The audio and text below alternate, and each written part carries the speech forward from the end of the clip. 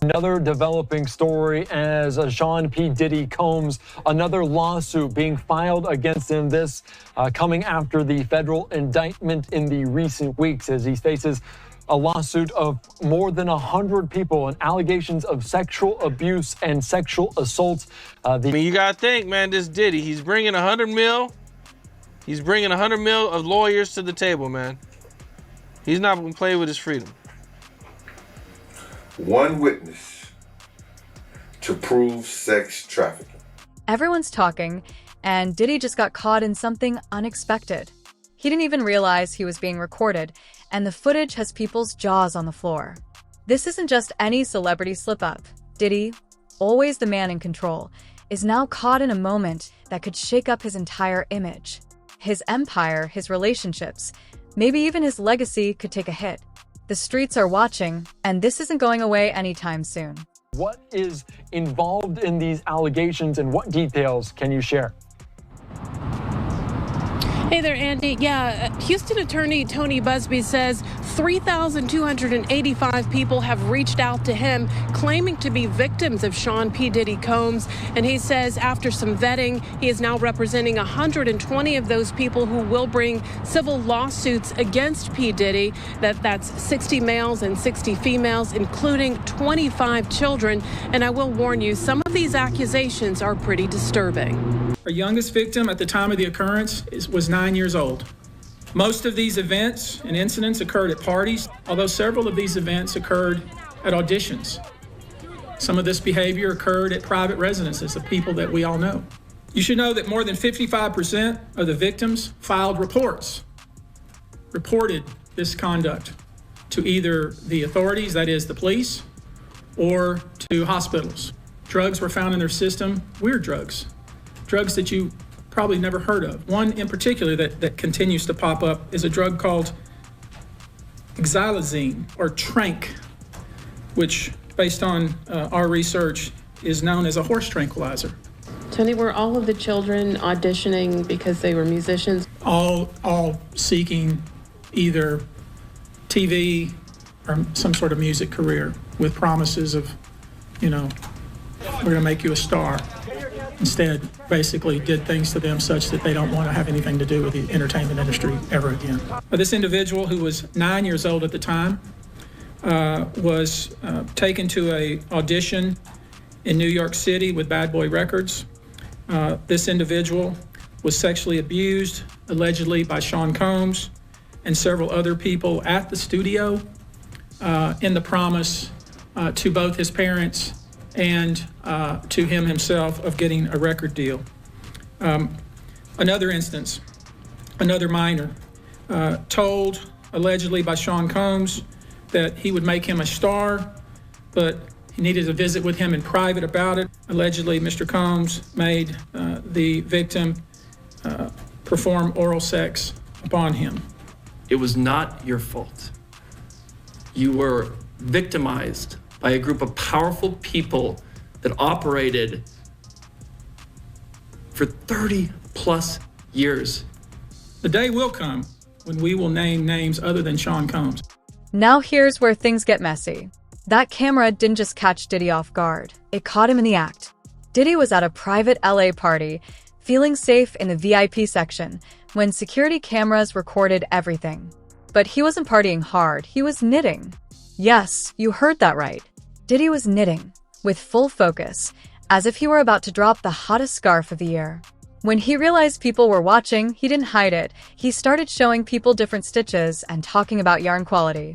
It was like Martha Stewart at a hip-hop party. The FBI, they are from 25 different states. Most are from California and New York, which is where Busby says these alleged attacks occurred. He also says that most of the victims tell him that they were given some sort of a drink, and it turns out that drink was drugged. They say they woke up with severe damage to certain private areas of their bodies, and they couldn't remember anything. But of course, Andy, Sean P. Diddy Combs is maintaining he did not sexually abuse anyone. All right, some disturbing details, like you mentioned, a 9-year-old potentially involved in this dating back to 1991. Dominique, I do have to ask you, were there any victims there? Did they speak out at this press conference at all?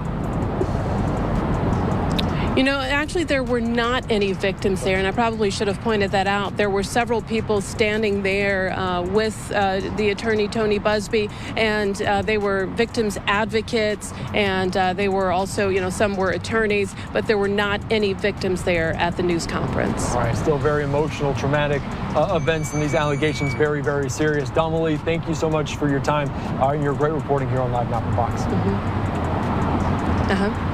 Thank you so much. All right, let's continue on. Of course, we were listening into that press conference earlier on today as over 100 people coming forward with this lawsuit. The Texas-based attorney making this announcement earlier on today. Let's take you out to these remarks a little bit in full and listen into what transpired earlier today. And of course, we want to reiterate that viewer discretion is advised as some of these details are very difficult to hear. Let's listen in.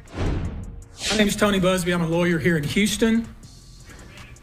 I'm licensed in Texas and in New York, and I'll introduce other members of our team as they speak.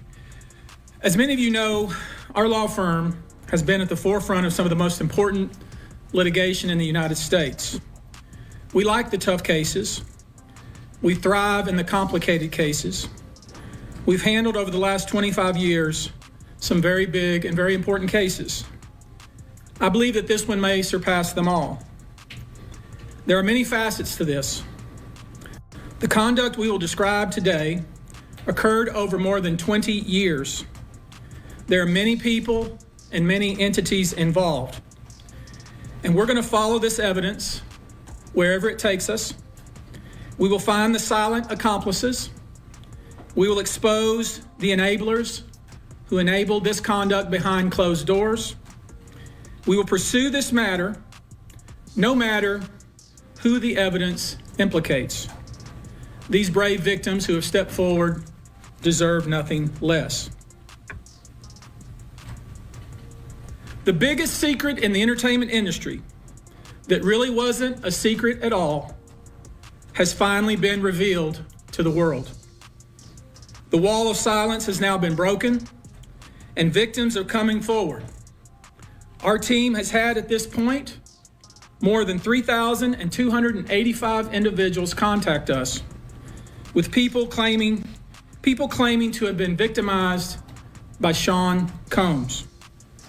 After vetting, we now represent 120 individuals who intend to bring civil claims in civil court against Sean Diddy Combs, as well as claims against many other individuals and entities that we will name as defendants as we file these individual cases.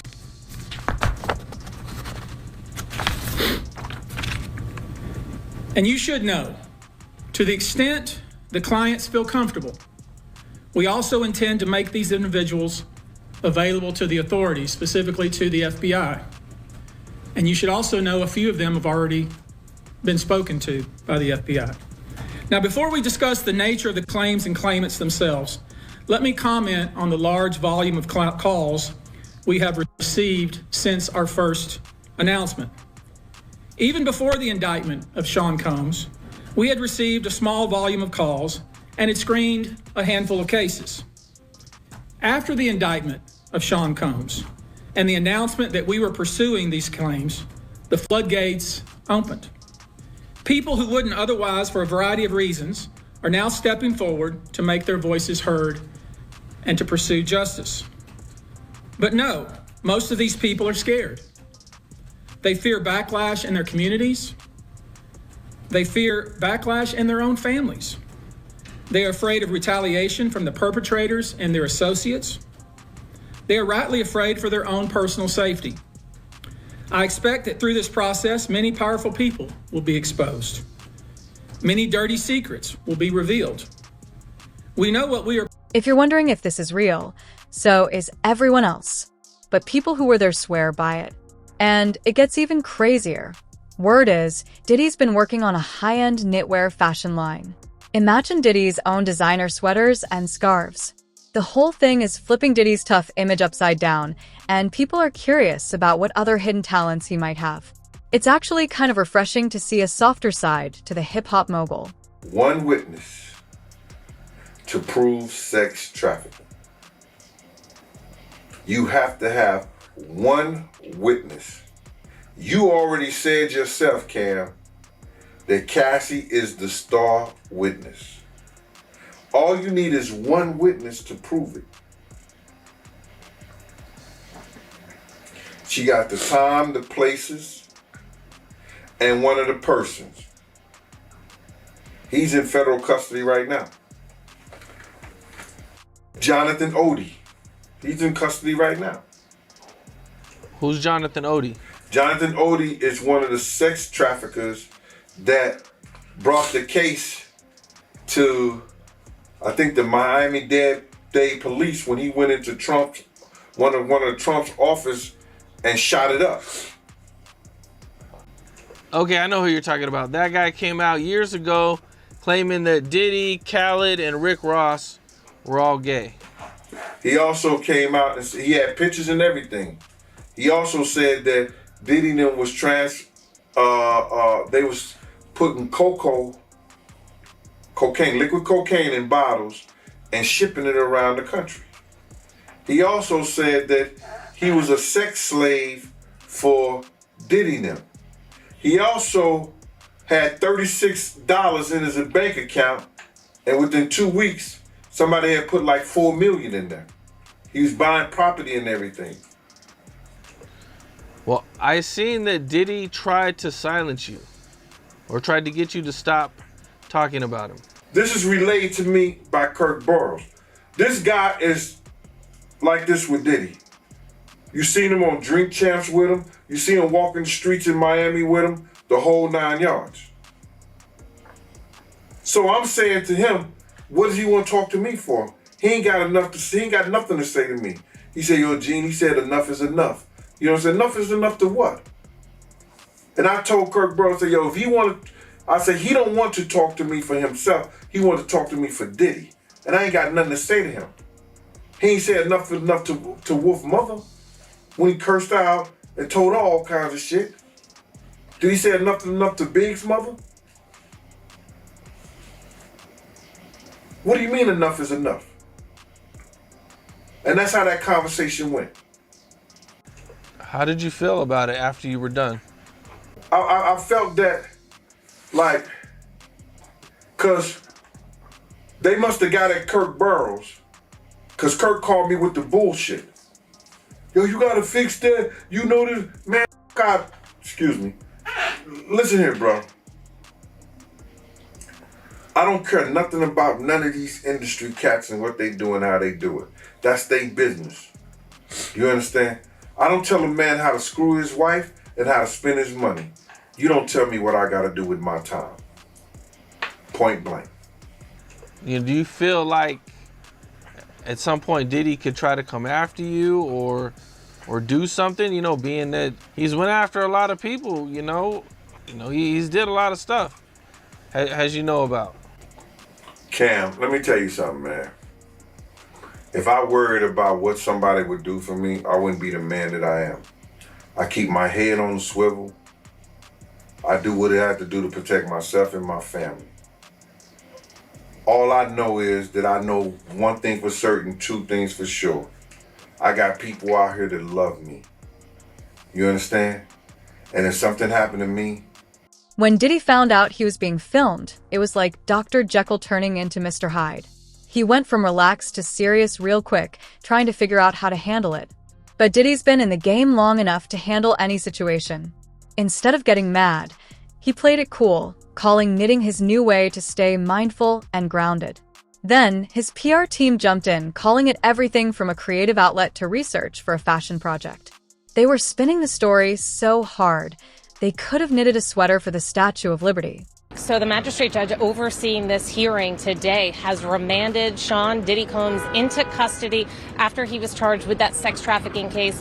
He was let out of the courtroom by the U.S. Marshals, and he will be held in federal detention as this case moves forward. Now, this followed a lengthy hearing with both prosecutors and Diddy's attorneys arguing reasons why he should be kept behind bars and why he should be released. Diddy's lawyers saying that he has taken voluntary steps, including turning over his passport to his lawyers, saying he would report any of his movements to prosecutors. But the judge finding that that was just not enough. She said, my concern is that this is a crime that happened behind closed doors, even when pretrial services is monitoring. So she said there was nothing that his lawyers had offered that made her feel comfortable that he would return to this courthouse for subsequent court hearings and for a trial. She said that it was both his substance abuse and the fact that some of this physical abuse that's been alleged occurred when he was using drugs and alcohol, that was a reason why she couldn't trust that he would not commit any additional crimes while he was left on bail. So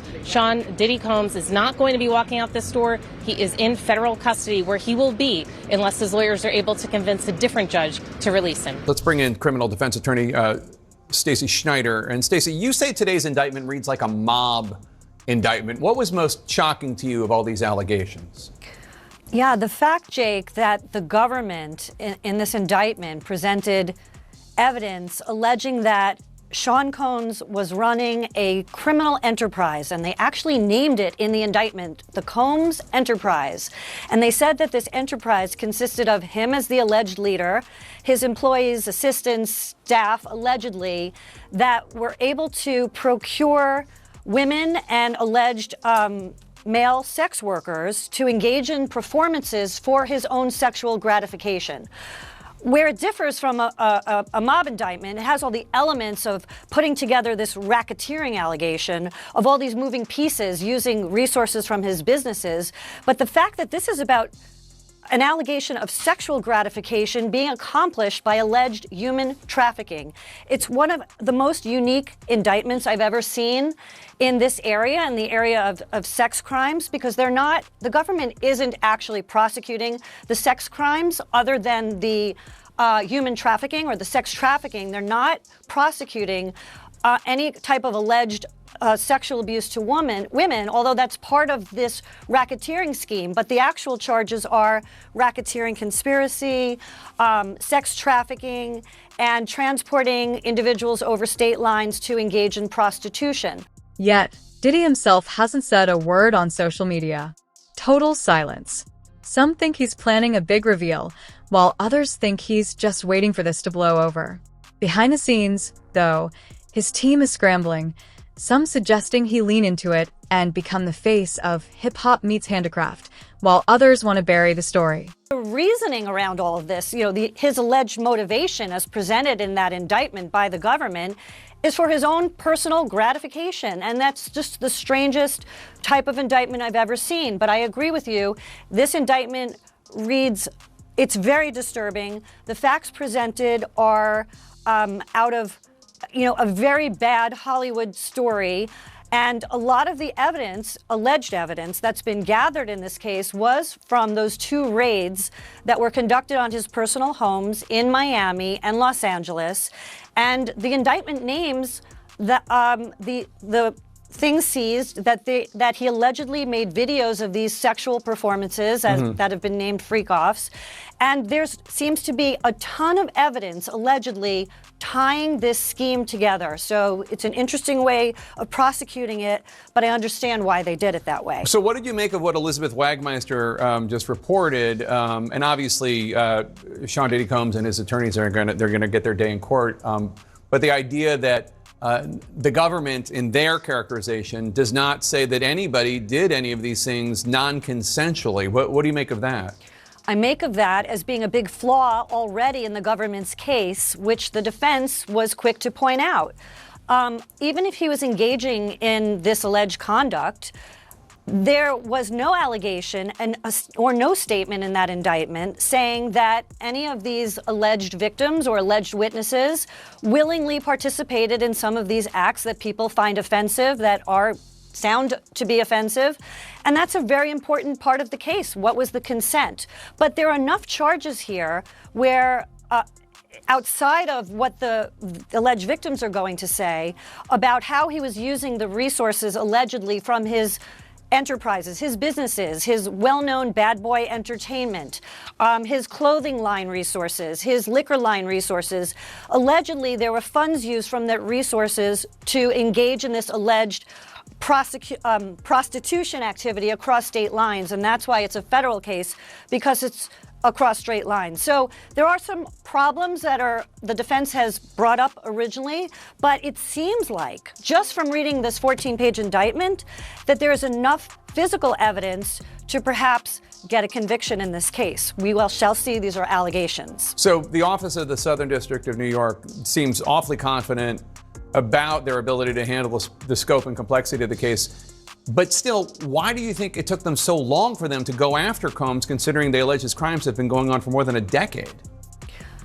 My theory is that the government had an easy time putting together this final prosecution because of all the civil actions existing against Sean Combs right now. The case with Cassie, which that video was shown, his former girlfriend, where he was seen assaulting her. It looked like certainly that he was assaulting her on video.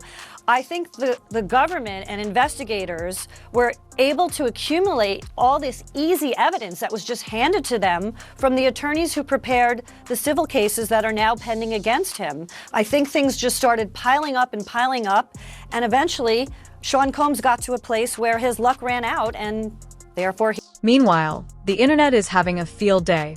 The memes are everywhere. People are photoshopping Diddy into all kinds of funny knitting scenarios, like Diddy as the Mona Lisa but with knitting needles, or new posters that say, "Keep calm and knit on." The jokes are coming faster than Diddy can drop a beat. Hashtag Diddy Knits is trending, and fans are even starting their own knitting circles in his honor. Art gonna call me. Art of Dialogue gonna give me a call. Oh, you already know I was about to hit you, man. Yes, sir.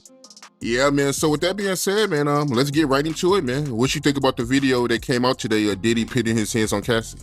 Man, you know that was crazy. And I know people gonna think that, yo, this is all what Gene wanted to see. But now, listen here, man. The devil got a purpose, God got a plan.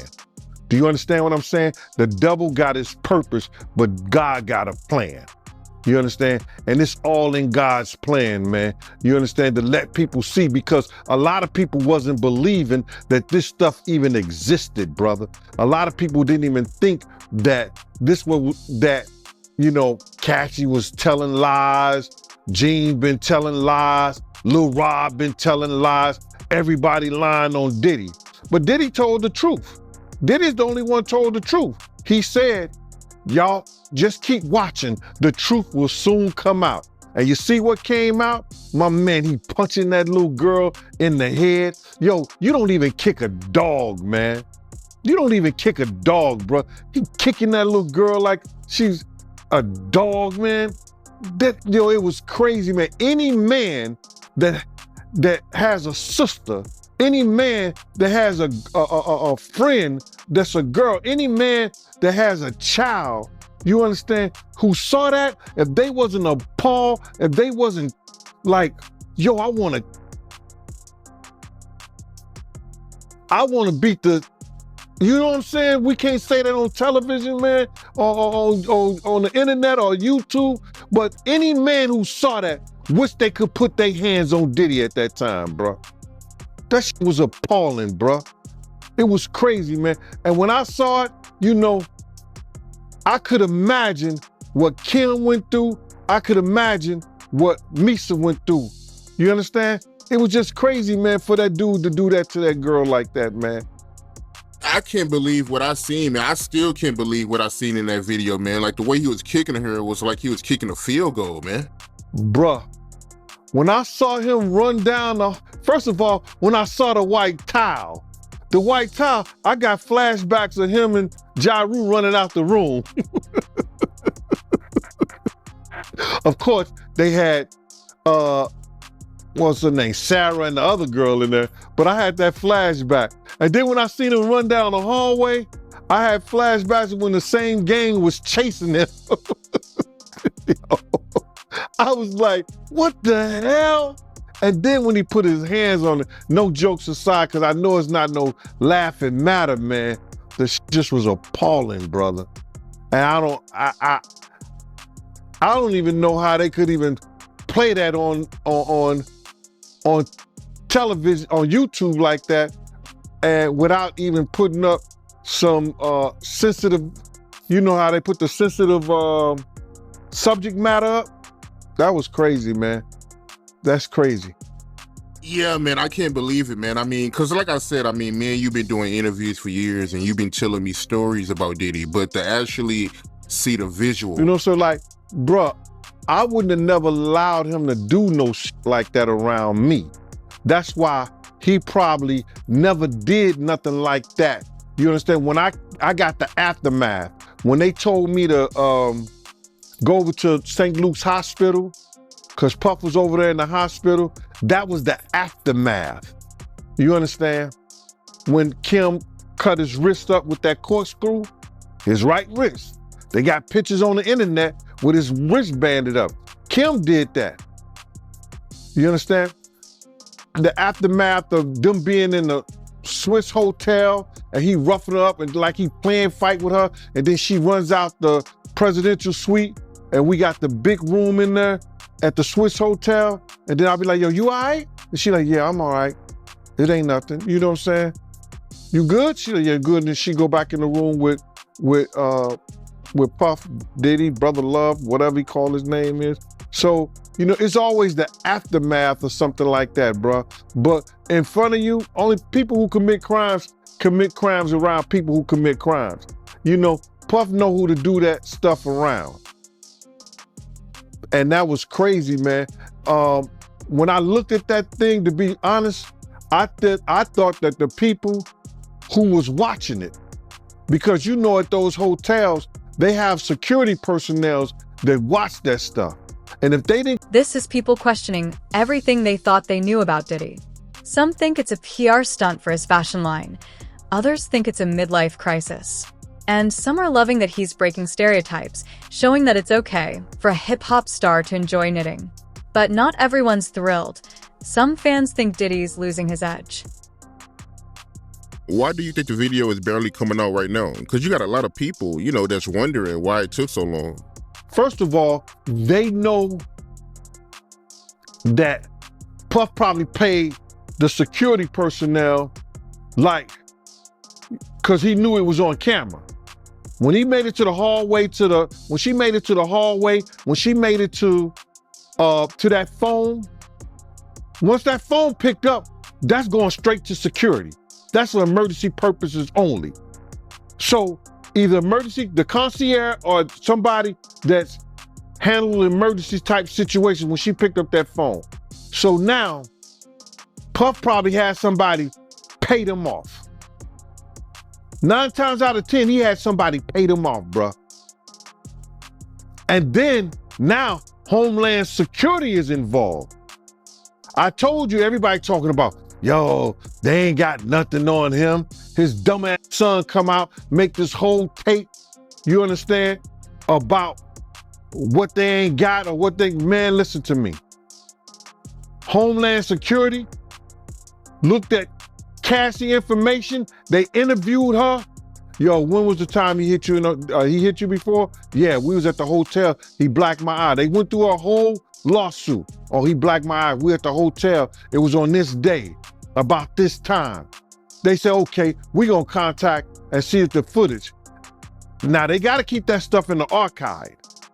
They have to have that security footage in the archive somewhere.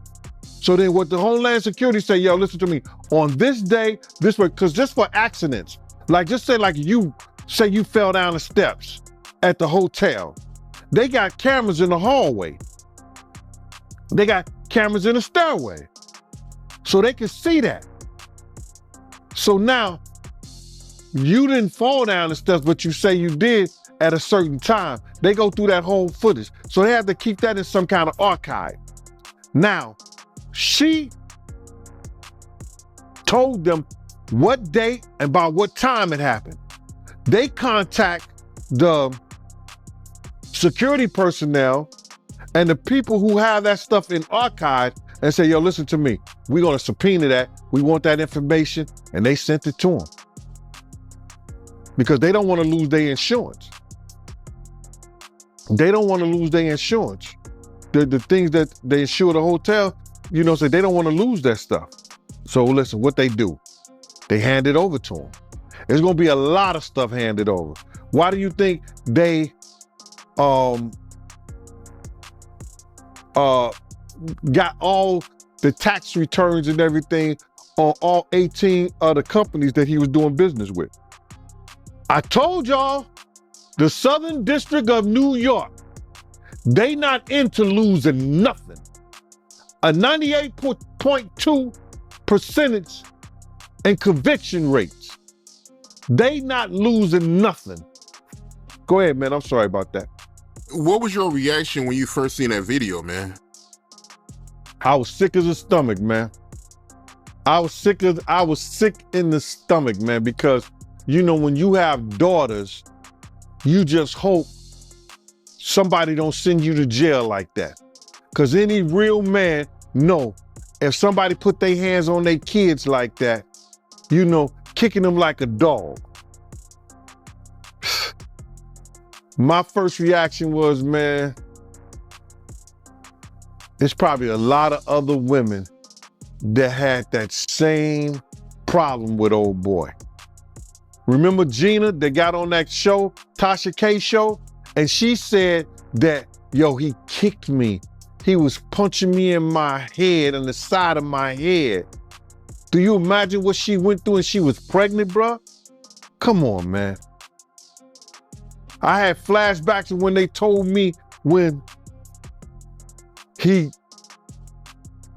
beat Misa so bad that he was kicking her, she had to go hide up under a car. One tweet even joked, Diddy went from "can't nobody hold me down" to "can't nobody take my yarn." In a surprise twist, Martha Stewart herself came out in Diddy's defense, posting a photo of the two of them knitting together and captioning it, "Teaching my boy P some new tricks." With her support, Diddy might actually be turning this unexpected moment into a good thing. In a world where celebrities get called out for bad behavior, maybe this wholesome surprise is exactly what he needs.